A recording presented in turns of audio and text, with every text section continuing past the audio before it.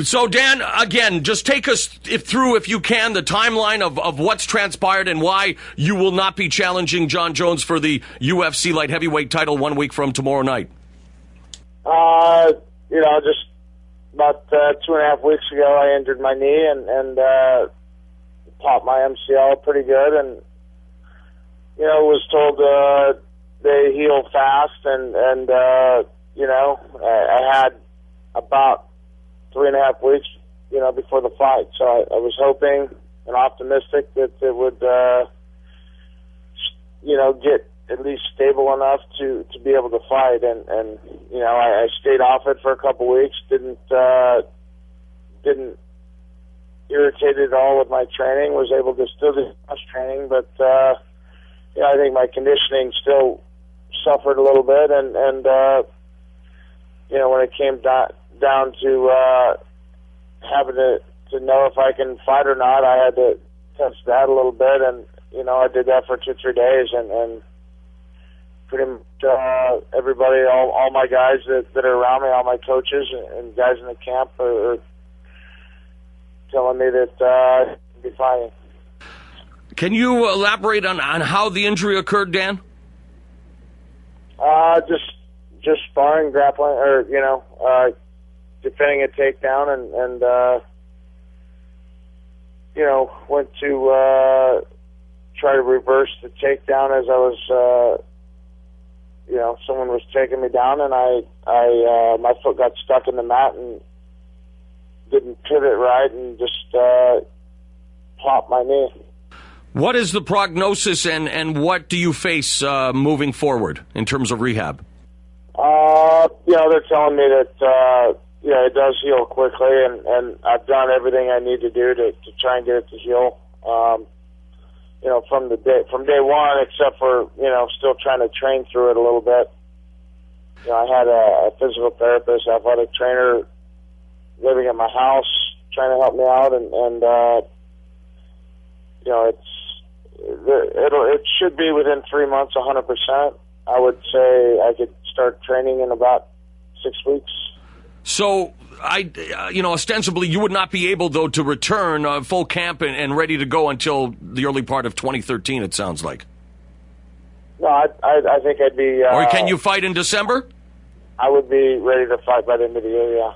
So there is a possibility you could ostensibly fight December 29th if it turns out. Now, in terms of the decision, and I heard, I read the quote, and knowing you going back to the Pride days, and I shared the story, Dan, of the fight with Yuki Kondo, when you were literally on an IV minutes before the fight. They take you off the IV, you have a high fever, really shouldn't have been in the ring, and yet you muster a decision victory over Kondo. Granted, you'll probably admit not one of your better performances, but showing you what you are made of. Talk a little bit about what it took to make this decision, the toughest of your career. Yeah, it was, it honestly was tough. I was a little bit nervous about it for a couple weeks, but tried to stay optimistic, thinking that, it'll tighten up, it'll be good. I had every intention that I would be able to fight, and, and then I started here and there training on it, and every time I would train, I was even more nervous about the possibility that I might not be able to fight. And I think I finally had called Dana and told them about it. They flew me out to Vegas, got it checked out by their doctor, and I was still in the same situation where it basically wasn't definitive one way or the other. It all depended on how stable and how my knee felt. If I felt I was able to fight, I was going to fight. And that time was pretty tough. But I was very it was nice to have Dana and Lorenzo support me like that, and they've dealt with it a million times before with guys getting injured, and this is my first time dealing with having to pull out of a fight. So, they were completely understandable, and it was pretty nice to have that support and to feel that they understood completely, and it was a tough decision. We saw you in San Diego last Saturday at the Strikeforce event, and in fact, Dana White and Lorenzo were there. Obviously, did you provide an update at the time, or was it what was that meeting like? Because he talked about seeing you last Saturday in San Diego. Yeah, I really didn't get a chance to talk to him there. I would have. I was planning on maybe letting him know that my knee was hurt pretty bad, and but I decided to wait till after training Monday. I tried to get a hold of him, but didn't get in touch with him until Tuesday. Now, when you think about what it's going to take to get back, and you say there is a chance you could be ready to fight at the end of the year, knowing how quickly things change, and I mean the chain of events yesterday, unprecedented in the history of the sport, Dan, do you feel that your next fight should be for the title, or do you feel that you're going to have to take another fight in the interim? Well, I mean, obviously I feel that my next fight should be for the title, but, I also understand that there's timing issues, and sometimes timing doesn't work out. You might have to take a fight in between. That's just the nature of it, and if I need to, I will fight anybody that Dana and Lorenzo ask me to fight. Team Quest member, someone you know very well, Chael Sonnen, was center of a lot of the story yesterday as well. And there is, out there, Dan, a lot of people wondering him going after John Jones on Twitter in the weeks leading up to it. And now you coming, forth and announcing that you're forced to withdraw because of the knee injury. Did Chael know anything about your injury? And is that the reason that he kind of put himself in the mix, as they say?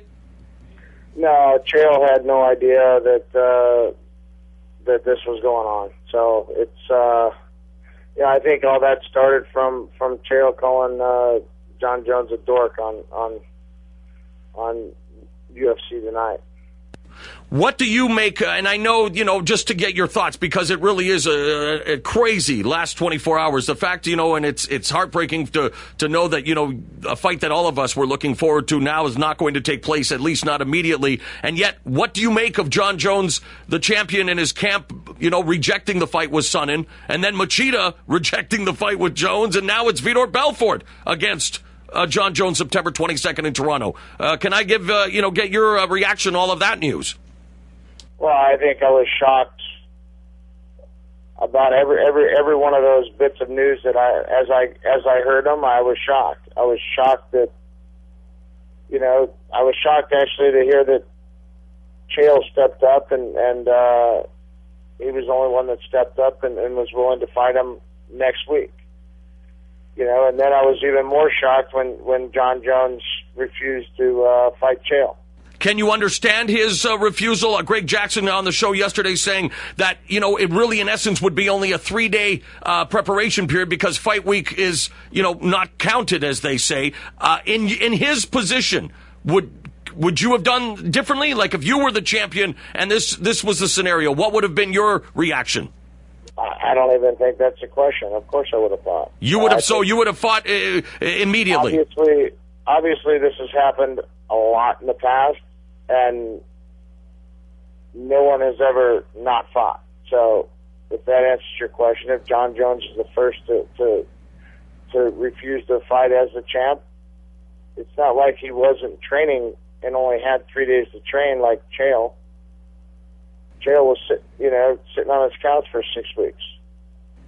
So you are in support of the UFC's claim that, and a lot of people in the court of public opinion. I guess I try to see it both ways. I understand the disappointment all around, and yet knowing I guess the way the sport is growing, Dan, and you've been around a long time, and now thankfully you're getting an opportunity to really make your serious coin that you deserve in the high profile fights. And for John Jones now with the Nike deal and everything else, I don't know. I guess I can see their point, but I also see your point where this is the fight game. You guys are warriors. You should be ready to go at the drop of a hat. And I thank you very much for sharing that. Dan, again, I know it's a bittersweet birthday for you. I really appreciate your time. I do have a special guest here waiting, and I didn't promote this whatsoever because I wanted it to be a surprise for everyone. He's a huge mixed martial arts fan, and in fact, he's calling us on a layover at the airport. He is WWE champion CM Punk, who is a huge fan of yours, Dan. So CM Punk,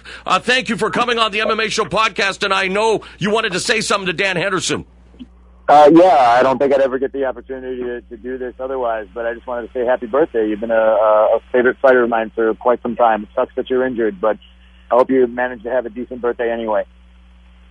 Thank you. I appreciate it.